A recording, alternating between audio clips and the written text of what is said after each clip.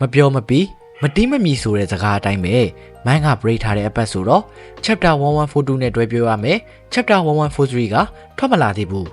ဒီတော့တခြားဘက်ကိုပြန်လဲကြတာပေါ့အရင်တစ်ခါတော့ကယွန်ကိုတွေကို power scaling လုပ်ပြီးသွားပြီဆိုတော့ဒီတစ်ခါတော့ပင်လယ်ပြင်ရဲ့စစ်ပြေတွေဆိုပြီးခေါ်တွင်ကြတဲ့ရှီဂျီဖူခိုင်တွေအကြောင်းကိုဆက်ပြောပြခြင်းပါတယ်အရင်တစ်ခါတော့ကပြောခဲ့သလိုပဲ power scaling လုပ်ဖို့ဆိုတာကကျွန်တော်အတွက်တော့အတော်လေးကိုခက်ခဲတဲ့အရာတစ်ခုပါဒါပေမဲ့ကျွန်တော်က One Piece series ထဲမှာအကြိုက်ဆုံး character ဆိုပြီး virus ဖြစ်နေရမျိုးမရှိတော့ကျွန်တော်လုပ်တဲ့ power scaling တွေကမျှတတယ်ဆိုပြီးကျွန်တော်ကတော့ယူဆတယ် power scaling မလုပ်ခင်အရင်ဆုံးရှီဂျီဖူခိုင်ဆိုတဲ့အဓိပ္ပာယ်ကိုရှင်းပြပေးခြင်းပါတယ် official translation မှာတော့ Seven Wall of the Sea လို့ခေါ်ပြီးတော့ရှီဂျီဖူခိုင်မှာပါတယ်ရှီဂျီဆိုတာကလည်းနံပါတ်ခွန်ကိုရည်ညွှန်းတာဖြစ်တဲ့ One Piece series တစ်လျှောက်လုံးမှာဝါကာဘာမန်နဲ့တည့်တဲ့တခုတည်းသောပင်လယ်ဓမြအဖွဲ့လို့ပြောရင်လည်းမမှားပါဘူးရှီဂျီဘူကိုင်ဆိုတဲ့ system ကိုကဝါကာဘာမန်ဘက်ကနေဖွဲ့စည်းထားတဲ့အရာတစ်ခုဖြစ်တဲ့ရှီဂျီဘူခိုင်တွေကိုကြည့်မရတဲ့ပင်လယ်ဓမြတွေကတော့ရှီဂျီဘူခိုင်တွေကိုအစိုးရခိုင်ခွေးဆိုပြီးခေါ်ကြတဲ့အထီကို One Piece 1မှာရှီဂျီဘူခိုင်တွေရဲ့ impact ကအရန်ကိုကြီးလွန်းနေရှီဂျီဘူခိုင်တွေကဝါကာဘာမန်ဘက်ကနေလိုအပ်လာပြီဆိုရင်တော့ကုညီပေးရလေးရှိသလိုအပြန်အလှန်အနေနဲ့ရှီဂျီဘူခိုင်တွေကိုရင်တက်ကလိုက်မဖန်ဘူးဒါကြောင့်မလို့ရှီဂျီဘူခိုင်တယောက်ဖြစ်လာပြီဆိုရင်ဝါကာဘာမန်ဘက်ကနေထုတ်ထားတဲ့ဘောင်တွေကလည်းအလိုလို freeze ဖြစ်သွားတယ်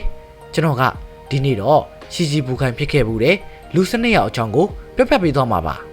ဒီလောက်ဆိုရင်ရှီဂျီဘူခိုင်ဆိုတာကိုအကြမ်းပြင်းနားလည်လောက်ပြီဆိုတော့ power scaling အကြောင်းကိုပဲဆက်ပြောချတာပေါ့နံပါတ်7 Bucky the Clown Bucky ကိုပထွေးမုံနေတာလားဆိုပြီးတချို့လူတွေကတော့တွေးနေကြမယ်ထင်တယ်ကျွန်တော်အမြင်မှာတော့ဘက်ကီကစောက်ဘောတယောက်ထက်မပိုဘူးဆိုတာကိုဘက်ကီအကြောင်းကိုပြောတဲ့အခါတိုင်းမှာအမြဲတမ်းထည့်ပြောလေးရှိတယ်တကယ်တမ်း One Piece series တစ်ခုလုံးကိုပြန်ကြည့်မယ်ဆိုရင်လေဘက်ကီချမ်းပြခဲ့တာဆိုလို့ One Piece live action မှာပါတယ် Orange Town တစ်ခုပဲရှိမယ်ထင်တယ်ဘက်ကီကအရင်တုန်းကလည်းမကြမ်းခဲ့ဘူးသလိုကျန်းလာမယ့်အရေးအယောင်မျိုးလည်းလုံးဝကိုမရှိဘူးဒါပေမဲ့ကျွန်တော်ပြောနေကြအတိုင်းပဲဘက်ကီက One Piece ဝါရဲ့ luckiest man alive ပါအိုရာရဲ့ favorite character တွေထဲကတယောက်ဖြစ်ပြီးတော့ဘလို့အခြေအနေမျိုးမှမစိုးအသက်ရှင်နိုင်စွမ်းမြင့်နေဒါကိုကြည့်မယ်ဆိုရင်ဘက်ကီရဲ့ဘက်တဲ့အန်ဂျူကအရန်ကိုကောင်းတဲ့ပုံမှာကောင်းတယ်ဆိုတာကတစ်ဖက်ရန်သူကိုချဖို့အတွက်အားနည်းချက်ရှာနိုင်တာမျိုးမဟုတ်ပဲဘယ်နာကနေဘလို့ပြေးရင်အသက်ရှင်နိုင်မလဲဆိုတာကိုသိတာမျိုးဖြစ်တယ်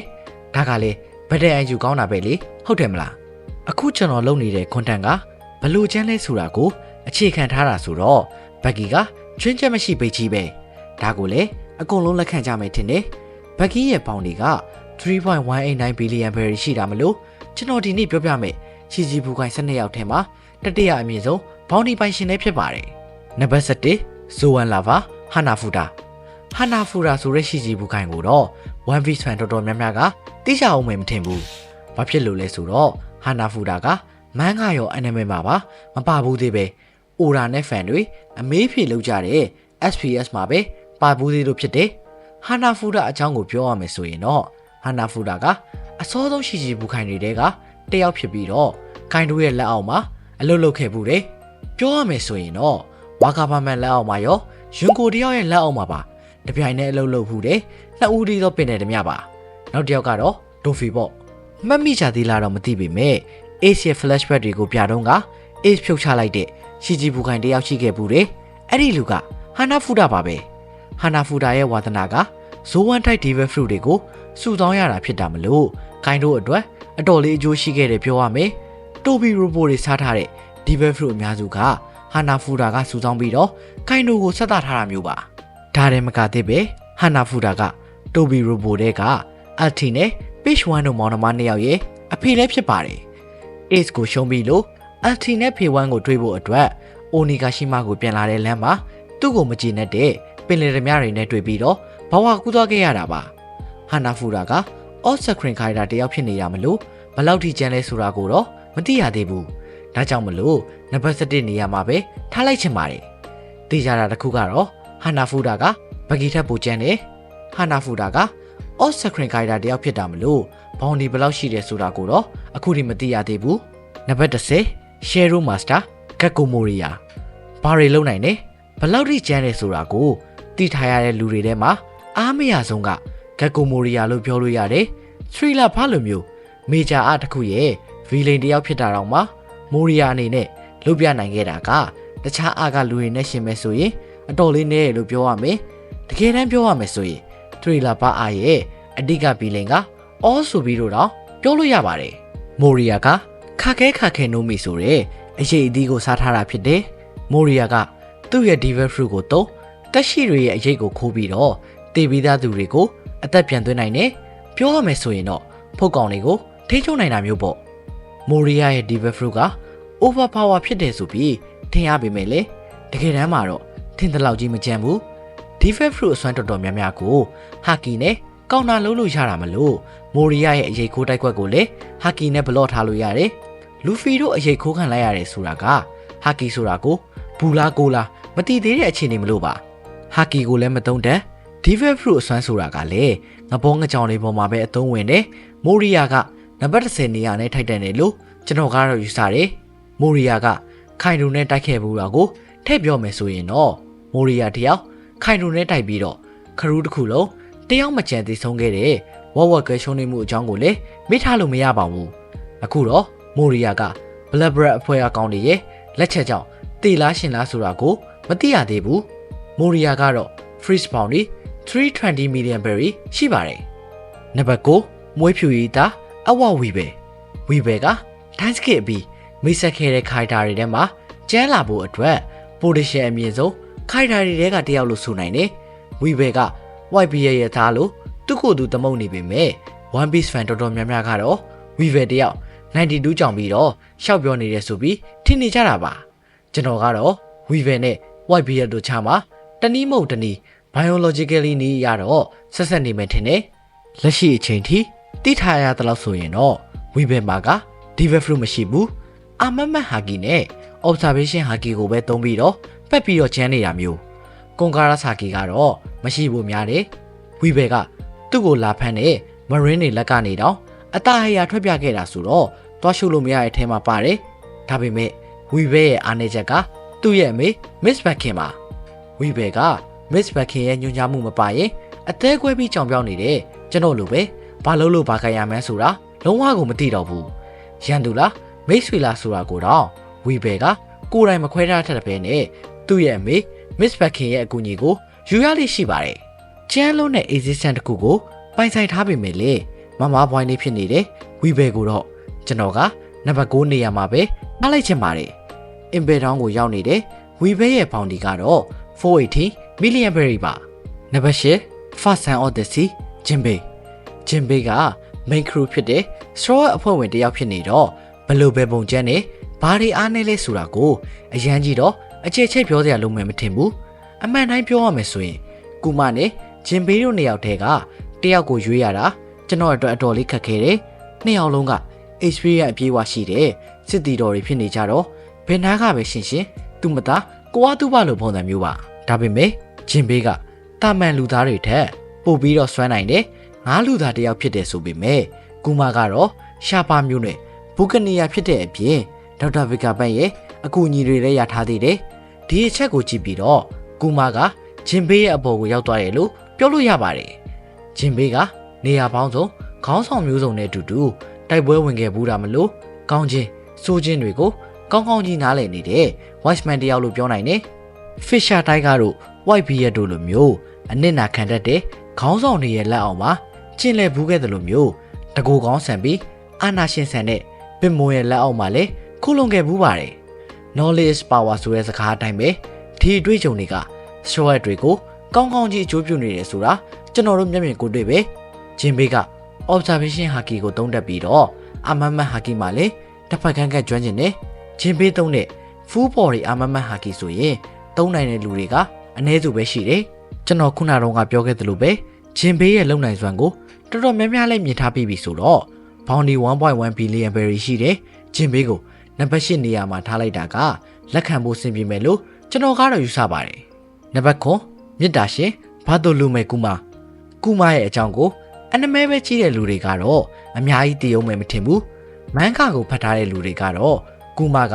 ဘလောက်တောင်နင့်နာခံတတ်လဲဆိုတာကိုသိထားကြမယ်ထင်တယ်ကူမကလူမန်းသိတဲ့ဆအရွယ်ကလေးကအခုလိုမျိုးခန္ဓာရှိပြီး တိအသေးမရှိတော့တဲ့အချိန်ထိဘဝတစ်ခုလုံးကိုလူလောကကြီးကိုအကျိုးပြုဖို့အတွက်အသက်ရှင်လာခဲ့တယ်လို့ပြောလို့ရတယ်။ Celestial Dragon တွေရဲ့ကျွန်တယောက်အနေနဲ့မွေးဖွားလာခဲ့တဲ့ကူမာရဲ့မျိုးနွယ်က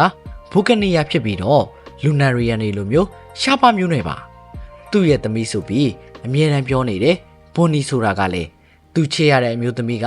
မတရားစော်ကားခံရပြီးတော့မွေးဖွားလာခဲ့တဲ့ကလေးဖြစ်တယ်။ဒီထက်ပိုပြီးပြောပြနိုင်မယ်ဆိုရင်ဗီဒီယိုကြည့်ရင်ငိုနေမှာစိုးလို့ကြမ်းမကြမ်းကိုပဲဆက်ပြီးတော့ပြောပြတော့မယ်။ခုမှကလည်းဂျင်ဘေးလိုမျိုး Battle HP ရဲ့အရန်ကိုများတဲ့လူတစ်ယောက်တိုင်းပြည်ရဲ့ဘရင်နဲ့လှုပ်ဖူးတယ်။တော်လန်ရေးတပ်ဖွဲ့မှာလည်းအရေးပါခဲ့ဘူးသလိုဝါကားမမတ်အတွက်လည်းအတော်လေးအကျိုးပြုခဲ့တယ်။ကူမကိုလက်ရှိအချိန်ထိမသိခိုင်းသေးတာကိုကြည့်မယ်ဆိုရင်ကူမရဲ့ role ကအရေးကြီးနေတော့မယ်။ကူမကလက်ရှိကုန်ဖန်ထားတဲ့လောက်ဆိုရင်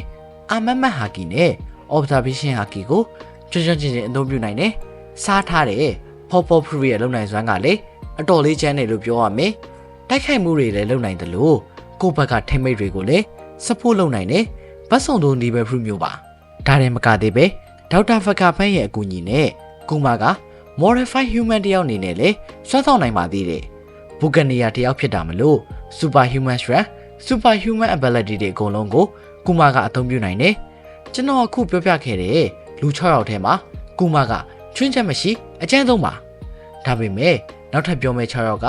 potential ရရောလက်ရှိအနေထားရော prime အနေထားမှာရှိနေတာမလို့ကူမကိုနံပါတ်9နေရာမှာပဲထားလိုက်ချင်ပါတယ်။ကူမရဲ့ freeze bounty ကတော့296 million berry ပါ။စောက်ကျန်းကြီး6ယောက်ကိုဆက်မပြောခင်ကျွန်တော်ရဲ့ channel လေးကို subscribe လုပ်သွားပေးဖို့တောင်းဆိုချင်တယ်။ဒီရက်ပိုင်းအသေးကွဲပြီးဗီဒီယိုမတင်နိုင်ဖြစ်သွားပေမဲ့ match လာမှာ subscriber 2000တော့ပြည့်ကျင်ပါတယ်။ subscribe လုပ်ပြီးသားသူဆိုရင်လည်း like လုပ်လေးတွေနေပြီးတော့ကျွန်တော်ရဲ့ဗီဒီယိုကိုချားလူတွေရဲ့ recommend list တွေကိုရအောင်ကူညီပေးလို့ရပါတယ်။ကဲဒီတော့ဆရာကြီး6ယောက်စီကိုခီးပြန်ဆက်ကြတာပေါ့။နံပါတ်6အချင်းငတ်သူလေးဘိုဝါဟန်ကော့ဆိုတာက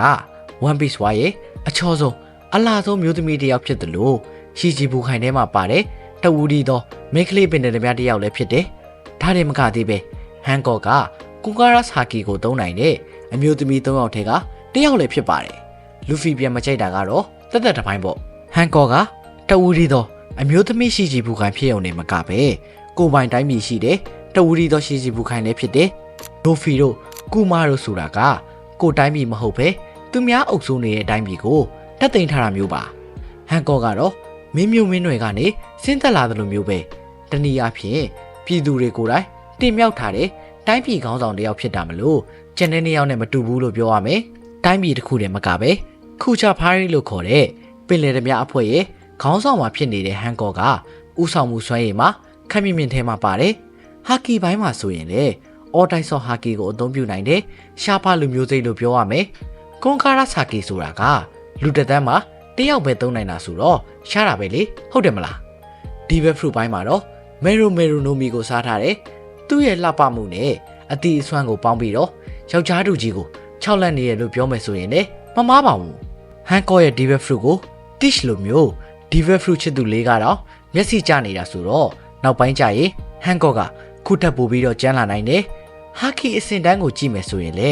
Vice Admiral ထက်မြင့်တဲ့အနေအထားမျိုးမှာပါ။ဘာဖြစ်လို့လဲဆိုတော့ဟန်ကော့ရဲ့ Mero အစွမ်းကို Vice Admiral ဖြစ်တဲ့မွန်ကတော့တောက်ခံနိုင်စွမ်းမရှိဘူး။ကျွန်တော်ပြောနေကြအတိုင်းပဲ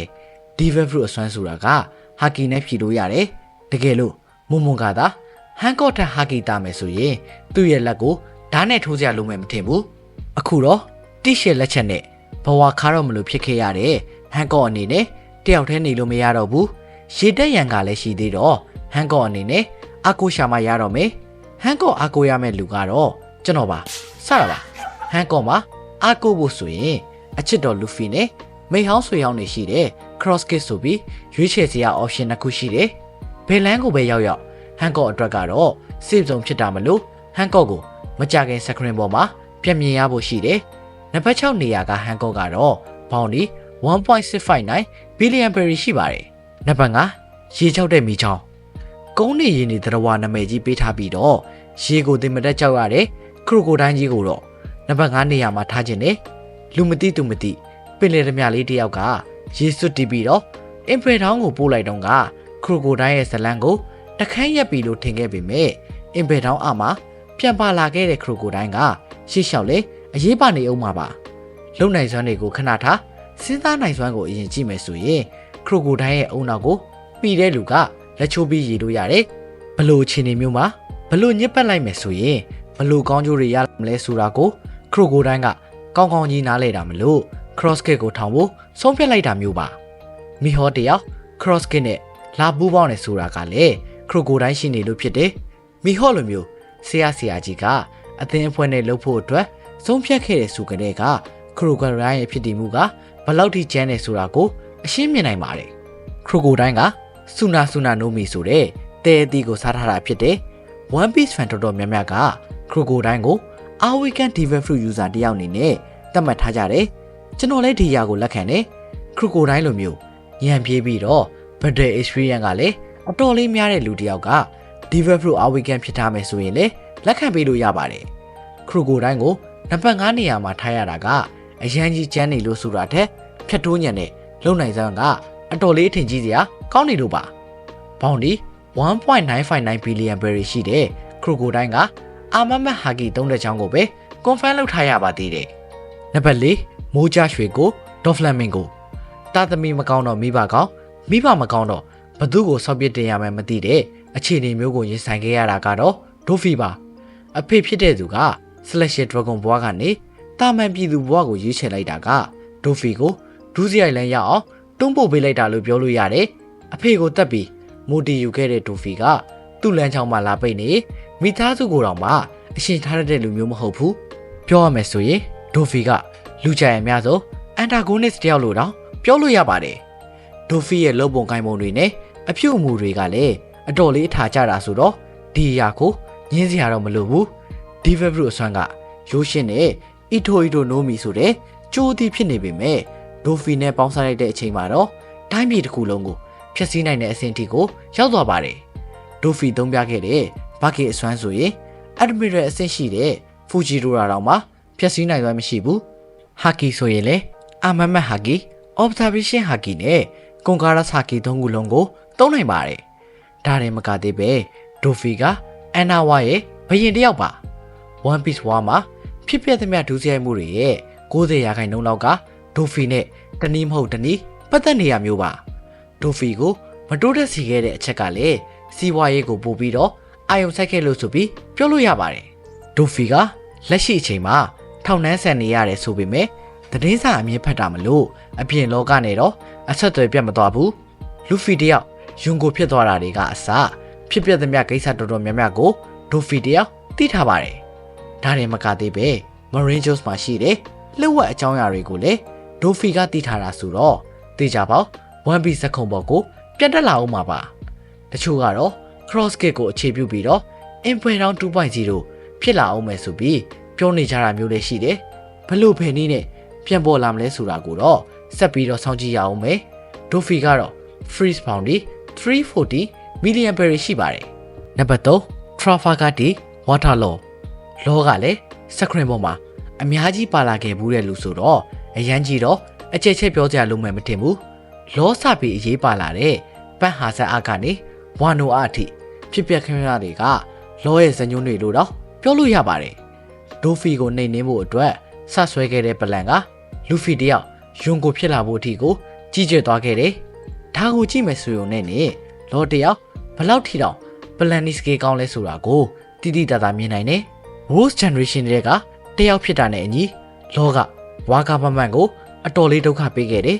ရှိပူခံတယောက်ဖြစ်လာဖို့ဆိုတာကလည်းလောကိုယ်တိုင် Marine ဘက်ကနေလိုရှိနေတဲ့ပင်လယ်ဓမြအရောက်တရာရဲ့နှလုံးတွေနဲ့အလဲလှယ်လောက်ထားတာမျိုးပါ Devil Fruit အစွမ်းကိုပြောရမယ်ဆိုရင်တော့လောစားထားတဲ့အသီးကမှောင်ခိုဈေးကွက်မှာ5 billion berry ဝန်းကျင်ရှိတဲ့အိုဖဲနိုမီပါဒီပမာဏက white bear ရဲ့ခေါင်းနဲ့မတိမ်မယဖြစ်ပါတယ်အခုဆိုရင်လောက over power ဖြစ်နေတဲ့ Devil Fruit အစွမ်းကိုအာဝိခံအဆင့်ထိပါကျွမ်းကျင်နေပြီမလို့တော်ယုံလူကတော့လောကိုရှင်းထိန်နေစွမ်းမရှိတော့ပါဘူးယွန်ကိုဖြစ်တဲ့ Tish တောင်မှအဖွဲ့သားတွေရဲ့အကူအညီမပါဘူးဆိုရင်လောကိုနိုင်ဖို့ဆိုတာအခုထပ်ပိုခတ်သွားနိုင်တယ်အခုတော့လောဆိုတာကအဖွဲ့တစ်ခုလုံးကိုဆုံးရှုံးလိုက်ရတဲ့ depression ကောင်စိုးလေးဖြစ်လို့နေပါပြီလောရဲ့အဖြစ်ကဟန်ကောနဲ့တူနေတာမလို့ လောကလည်းခိုလုံရမယ့်နေရာလေးတစ်ခုလိုအပ်လို့နေပါတယ်ပြိုင်ဘက်တွေဖြစ်တဲ့လူဖီရဲ့လက်အောက်ကိုတော့လောအနေနဲ့ဝင်စရာအကြောင်းမရှိတာမလို့ cross kick ကိုရောက်ဖို့ကတော့ရာဂိုင်နှုန်းအတော်များတယ်တချို့လူတွေကလည်းလောကရှန်စီရာဟဲပါရီကိုရောက်သွားနိုင်တယ်ဆိုပြီးပြောနေကြတာတွေရှိပါသေးတယ်ဒါကိုတော့ဆက်ပြီးတော့စောင့်ကြည့်ကြတာပေါ့လောရဲ့ပေါင်ဒီကတော့လူဖီနဲ့ဒန်တူ3 PDM berry ပါနံပါတ်1 Marshall D Teach အကြောင်းကိုတော့ယွန်ကိုရီအကြောင်းကိုပြောတော့ကအသေးစိတ်ပြောပြပြီးပြီဆိုတော့အများကြီးထပ်မပြောတော့ဘူးယွန်ကိုရီအကြောင်းကိုအသေးစိတ်နားထောင်ခြင်းနဲ့ဆိုရင်တော့ဒီဗီဒီယိုရဲ့ description မှာ link ထည့်ထားပေးမယ် Teach နဲ့ Law တို့ကရှိကြည့်ဘူးခိုင်ထဲမှာပါတယ်ရှားပါဒီကလမ်မန်မာတွေဖြစ်တယ်နာမည်မှာဒီပါတဲ့လူတော်တော်များများကိုဝါကပါမန်ကပထွေးမုံမုံနေကြတာမလို့လွတ်တွဲလုပ်ဖို့ဆိုတာအတော်လေးကိုရှာတယ်ရေတက်ထဲမှာရှိနေတဲ့ကပ်တို့စောရိုတော်မှာဝါကပါမန်နဲ့တဲ့ချတာမဟုတ်ဘူးဒါကြောင့်မလို့ Teach နဲ့ Law တို့ကရှိကြည့်ဘူးခိုင်ဖြစ်ဖို့အတွက်ဝါကပါမန်လိုချင်တာနဲ့ရှိကြည့်ဘူးခိုင်ရာတို့ကိုဒဲလဲခဲ့ကြတယ် Teach ရဲ့လုပ်ရဆိုရင် One Piece fan တစ်ခုလုံးကမဖျားရုံတမဲဝိုင်းဆဲချတဲ့အထီကိုစိုးရတာမျိုးပါရှိကြည့်ဘူးခိုင် list မှာတော့ Teach ကိုနံပါတ်1နေရာထားထားတာနဲ့ပတ်သက်ပြီးအငင်းပွားစရာရှိမယ်မထင်ဘူး Teach ကအခုအချိန်မှာယွန်ကိုတယောက်ဖြစ်နေပြီမလို့ဘောင်ဒီ 3.98 billion berry ရှိပါတယ်ရှိကြည့်ဘူးခိုင်12ယောက်ထဲမှာအများဆုံးဘောင်ဒီပိုင်ရှင်လို့ပြောရင်လည်းမမှားပါဘူးနံပါတ်1 War Strongest Swordman မီဟောရထားတဲ့ War Strongest Swordman ဆိုတဲ့ဂုံပုံးနဲ့တင်တော်ရုံတန်ရုံပင်တဲ့ဓမြတွေဆိုရင်ဖျားတောင်ဖျားသွားနိုင်တယ်လက်ရှိအချိန်မှာအချမ်းသုံးယုံကိုဖြစ်နေတဲ့ Chance နဲ့တောင်မှအတိတ်ကာလတွေမှာပြိုင်ဘက်ကောင်းဖြစ်ခဲ့တာပါမီဟော vs ရှက်တိုက်ပွဲတွေက off screen ဖြစ်နေတာမလို့ဘသူကပိုချမ်းတယ်ဆိုတာကိုတော့အခုချိန်ထိမသိရသေးဘူးမီဟောကအာမတ်ဟာကီနဲ့ observation ဟာကီတွေကိုကျွမ်းချင်းသုံးနိုင်တယ်ဆိုတာထက်ကိုပုံမြင့်တဲ့အနေအထားမှာရှိတယ်မီဟောကဘလောက်ထိကျန်းလဲဆိုတာကိုသိကျင်နေဆိုရင်တော့ကင်ထားတဲ့ဓာတ်ကိုပဲတစ်ချက်ရှိုးလိုက်လို့ရတယ်အရှားဆုံးမှာဆိုတဲ့ Supreme Grace စာဆက်နက်လက်ထဲမှာပါတဲ့ယူရူကြီးဖြစ်တယ်ဒါတွေမကသေးပဲ Black Blade ပါဖြစ်နေသေးတယ်မီဟောလက်ထဲကိုရောက်မှ Black Blade ပြောင်းလိုက်တာလားဘာလားဆိုတာကိုတော့သိချလေးမသိရသေးဘူးဆိုပေမဲ့အခုနေထားကိုကအတော်လေးကြမ်းနေကပ္ပအကျန်းဆုံးဓာသမားပါဆိုတဲ့ဂုံဘုတ်ကဘာကိုပြောချင်တာလဲဆိုရင်တော့ဓာရည်ချင်းရှင်မယ်ဆိုရင်မီဟောဝင်နိုင်တဲ့ဓာသမားဆိုတာကအခုချိန်นี้မရှိသေးဘူးအခုကျွန်တော်ပြောနေတဲ့ရှိရှိဖူကန်စနစ်ဆိုတာကလည်းမီဟောကိုကြောက်လို့ဝါကမမန်ဘက်ကနေဖန်တီးထားတယ်ဆိုပြီးတော့တချို့တွေကပြောကြတယ်ပြောရမယ်ဆိုရင်တော့ဝါကမမန်အနေနဲ့မီဟောနဲ့ရန်သူမပြစ်ချင်လို့ဆိုပြီးရှိရှိဖူကန်စနစ်ဆိုတာကြီးကိုဖန်တီးခဲ့တာမျိုးပေါ့မီဟောလိုမျိုးတကူရဲရွက်လက်နေတဲ့လူတယောက်အတွက်ကလည်းရှိရှိဖူကန်ဖြစ်ရတာကအတော်လေးကိုနိုင်ရတဲ့ကိစ္စပါအိုရာရဲ့ပြောစကားအရဆိုရင်တော့မီဟောကယွန်ကိုလည်းပဲဖြစ်တယ်မီဟောတာယွန်ကိုတယောက်ဖြစ်ချင်တယ်ဆိုရင်ကိုပိုင်ခရူးထောင်ပြီးတော့လက်အောက်ခံနေမြေတွေကိုလိုက်သိမ့်လိုက်ရုံပါပဲကျွန်တော်ဒီနေ့ပြောပြခဲ့တဲ့ရှိကြည့်ဘူးကိုင်12ယောက်လုံးမှာမီဟောရဲ့ level ကိုတဝက်လောက်တောင်မီတဲ့လူရှိမယ်မထင်ဘူးဒါကြောင့်မလို့ကျွန်တော်အတွက်ကတော့မီဟောကချွင်းချက်မရှိနံပါတ်1ပါပဲအခုဆိုရင်မီဟောက cross kit ထဲကိုလည်းရောက်နေပြီမလို့မီဟောဘယ်လောက်ထိကျန်းလဲဆိုတာကိုမကြခင်မြင်ရတော့မှာဖြစ်တယ်စောက်ချမ်းကြီးမီဟောရဲ့ဘောင်ဒီကတော့ 3.59 billion berry ရှိပါတယ်ဒီနေ့ဗီဒီယိုကတော့ဒီလောက်ပါပဲနောက်ရက်တွေကစပြီးတော့ဗီဒီယိုတွေကိုပုံမှန်ပြန်နေနိုင်အောင်လို့စူးစမ်းသွားပါမယ်ဂင်ဖွေးကတော့နောက်ပတ်ထဲလောက်မှာဖောက်ပေးပြမယ်ထင်တယ်ကျွန်တော်ကတော့ဆက်ပါမတူညီတဲ့ theory တစ်ခုနဲ့အတူတူပြန်တွေးကြတာပေါ့